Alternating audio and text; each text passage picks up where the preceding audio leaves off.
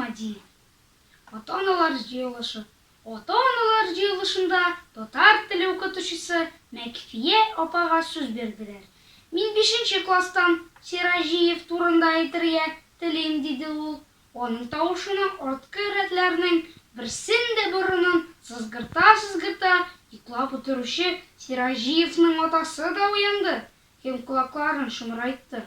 Безнең гаилә кише дигән темага сочинение язарга куштым, дип сөйләп китте Мәкфия апа. Бөтенесе дә матур гына язган, Сиражиевныкында исә 2 җөмлә. Без гаиләдә 5 кеше. Кишләр бездә эшләп үтә, аңлатым, болай булмый, озын итеп тәфсилләп яз, дидем. Һәм рәхим итегез, менә нәрсә язып биргән.